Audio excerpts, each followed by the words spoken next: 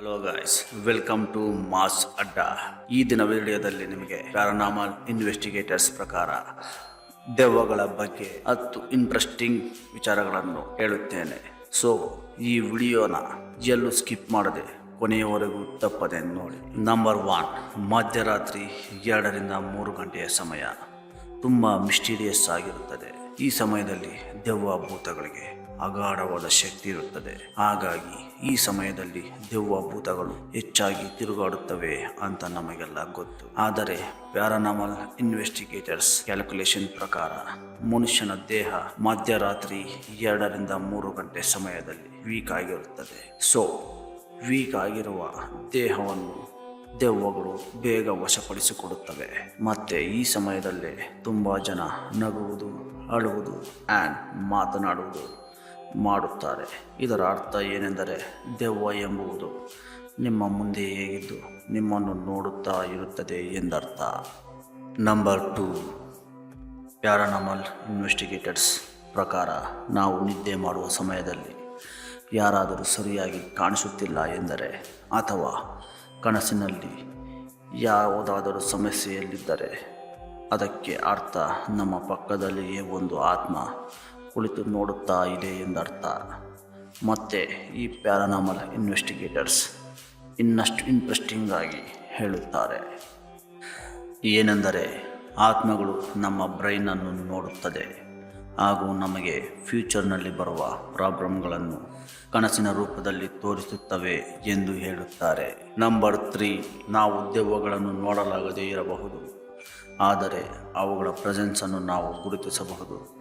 ಅದು ಹೇಗೆ ಎಂದರೆ ಸಡನ್ನಾಗಿ ನಮ್ಮ ದೇಹವು ಶಿವರ್ ಆದರೆ ಅದರ ಅರ್ಥ ಆತ್ಮ ನಮ್ಮ ದೇಹದ ಮೂಲಕ ಹೋಗಿದೆ ಎಂದರ್ಥ, ಅಥವಾ ಅದು ನಮ್ಮ ಪಕ್ಕದಲ್ಲಿಯೇ ನಮ್ಮನ್ನು ಗಮನಿಸುತ್ತಿದೆ ಎಂದರ್ಥ.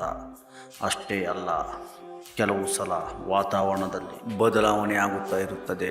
ಅಂದರೆ ಸಡನ್ನಾಗಿ ಬಿಸಿ ಅಥವಾ ತಣ್ಣನೆಯ ಅನುಭವ ಆಗುತ್ತದೆ.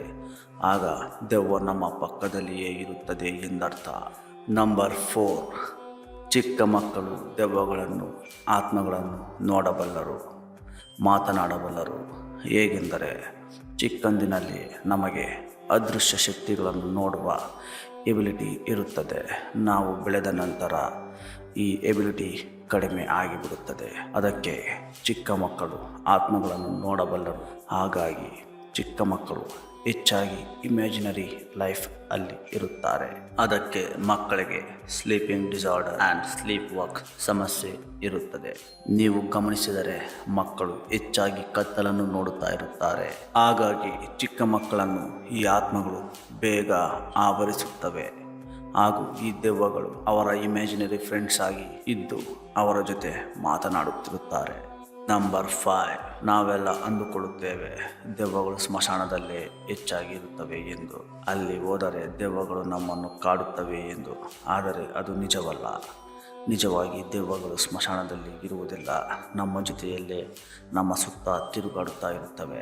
ನಿಜವಾಗಿ ಹೇಳಬೇಕು ಅಂದರೆ ಸ್ಮಶಾನ ತುಂಬ ಸೇಫೆಸ್ಟ್ ಪ್ಲೇಸ್. ಯಾಕೆಂದರೆ ಅಲ್ಲಿ ದೆವ್ವಗಳು ನಮ್ಮನ್ನು ಏನು ಮಾಡಲಾಗದು. ನಂಬರ್ 6, ಆತ್ಮಗಳು ಅಥವಾ ದೆವ್ವಗಳು ಹೆಚ್ಚಾಗಿ ಒಳ್ಳೆಯ ಸುವಾಸನೆಗೆ ಅಟ್ರಾಕ್ಟ್ ಆಗುತ್ತವೆ. ನಾವು ಏನಾದರೂ ಒಂದು ಒಳ್ಳೆಯ ಪರ್ಫ್ಯೂಮ್ ಹಾಕಿಕೊಂಡರೆ ಆ ಸ್ಮೆಲ್ಗೆ ದೆವ್ವಗಳು ಅಟ್ರಾಕ್ಟ್ ಆಗಿ ನಮ್ಮ ಸುತ್ತ ತಿರುಗಾಡುತ್ತಾ ಇರುತ್ತವೆ. ಅಷ್ಟೇ ಅಲ್ಲ ಗೆಳೆಯರೆ, ದೆವ್ವಗಳು ಪಂಕ್ಚುಯಾಲಿಟಿನ ಮೇಂಟೈನ್ ಮಾಡುತ್ತವೆ. ಹೇಗೆ ಎಂದರೆ ಇವತ್ತು ನೀವು ಮಧ್ಯರಾತ್ರಿ ಸಡನ್ನಾಗಿ ನಿದ್ದೆಯಿಂದ ಎದ್ದರೆ ಪ್ರತಿದಿನ ಇದೇ ಸಮಯಕ್ಕೆ ನಿದ್ದೆಯಿಂದ ಏಳುತ್ತೀರಾ ಅಂದರೆ ಅತ್ಮಗಳು ನಮ್ಮ ಬ್ರೈನನ್ನು ಅಧೀನದಲ್ಲಿ ತೆಗೆದುಕೊಂಡು ಅದು ನಮ್ಮ ನಿದ್ದೆಯನ್ನು ಬ್ರೇಕ್ ಮಾಡುತ್ತಾ ಇರುತ್ತವೆ. ಯಾಕೆ ಎಂದರೆ ಅವುಗಳಿಗೆ ನಮ್ಮ ಅಟೆನ್ಷನ್ ಬೇಕು. ನಂಬರ್ 7, ಪ್ಯಾರಾನಾರ್ಮಲ್ ಇನ್ವೆಸ್ಟಿಗೇಟರ್ಸ್ ಪ್ರಕಾರ ದೆವ್ವಗಳನ್ನು ನಾವು ಓಪನ್ ಐಸ್ಗಳಲ್ಲಿ ನೋಡಲಾಗದು, ಕ್ಲೋಸ್ಡ್ ಐಸ್ನಲ್ಲಿ ಮಾತ್ರ ನೋಡಬಹುದು. ಹೇಗೆ ಎಂದರೆ ನೀವು ನಿದ್ದೆ ಮಾಡುತ್ತಿರುವಾಗ ನೀವು ದೆವ್ವವನ್ನು ನೋಡಿದರೆ ಅದು ನಿಮ್ಮ ಕನಸಿನಲ್ಲಿ ಅಲ್ಲ, ನಿಜವಾಗಿಯೇ ದೆವ್ವವನ್ನು ನೋಡಿದ್ದೀರಿ ಎಂದರ್ಥ. ದೆವ್ವಗಳು, ಆತ್ಮಗಳು ಬೆಳಕಿನಲ್ಲಿ ಇರಲಾರವು, ಅವು ಕತ್ತಲಲ್ಲೇ ಇರುತ್ತವೆ. ಯಾಕೆಂದರೆ ದೆವ್ವಗಳು ಯಾವಾಗಲೂ ಕತ್ತಲಲ್ಲೇ ಬೇಟೆಯಾಡುತ್ತವೆ. ಯಾಕೆ ಎಂದರೆ ಡೇ ಟೈಮ್ನಲ್ಲಿ ಪಾಸಿಟಿವ್ ಎನರ್ಜಿ ಇರುತ್ತದೆ, ನೈಟ್ ಟೈಮ್ನಲ್ಲಿ ನೆಗೆಟಿವ್ ಎನರ್ಜಿ ಹೆಚ್ಚಾಗಿರುತ್ತದೆ. ಹಾಗಾಗಿ ದೆವ್ವಗಳು ರಾತ್ರಿ ತಿರುಗಾಡಲು ಇಚ್ಛಿಸುತ್ತವೆ. ನಂಬರ್ 8, ಪ್ಯಾರಾನಾರ್ಮಲ್ ಇನ್ವೆಸ್ಟಿಗೇಟರ್ಸ್ ಪ್ರಕಾರ ನಿಮ್ಮ ರೂಮ್ನಲ್ಲಿ ಕುರ್ಚಿಗಳನ್ನು ಖಾಲಿಯಾಗಿ ಬಿಡಬಾರದು. ಮುಖ್ಯವಾಗಿ AC ಇರುವ ರೂಮ್ನಲ್ಲಿ ಕುರ್ಚಿಯನ್ನು ಖಾಲಿಯಾಗಿ ಬಿಡಬಾರದು. ಯಾಕೆಂದರೆ ಈ ದೆವ್ವಗಳು ಹೆಚ್ಚಾಗಿ ತಣ್ಣಗಿನ ಪ್ರದೇಶದಲ್ಲಿ ಇರುತ್ತವೆ. ಅಂದರೆ ಮಧ್ಯರಾತ್ರಿ 2 ಗಂಟೆ ನಂತರ ನಿಮ್ಮ ರೂಮ್ನಲ್ಲಿ ನಿಮ್ಮ ಚೇರ್ನಲ್ಲಿ ಕುಳಿತು ನಿಮ್ಮನ್ನು ಗಮನಿಸುತ್ತಾ ಇರುತ್ತದೆ.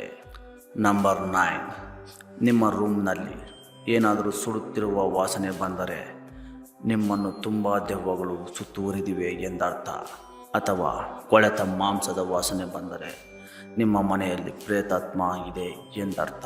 ನೀವು ಸ್ನಾನ ಮಾಡುವಾಗ ನಿಮ್ಮನ್ನು ಯಾರಾದರೂ ನೋಡುತ್ತಿದ್ದಾರೆ ಎಂದೆನಿಸಿದರೆ ಅದು ನಿಮ್ಮ ಭ್ರಮೆಯಲ್ಲ. ಯಾಕೆಂದರೆ ಬಾತ್ರೂಮ್ ದೆವ್ವಗಳಿಗೆ ಸೆಕೆಂಡ್ ಹೋಮ್ ಆಗಿದೆ.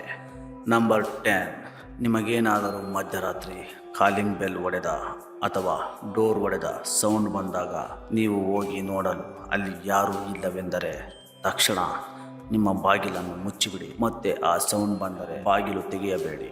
ಯಾಕೆಂದರೆ ಅದು ಆತ್ಮದ ಕೆಲಸ ನಿಮ್ಮನ್ನು ಹಿಂಬಾಲಿಸುತ್ತಿದೆ ಎಂದರ್ಥ.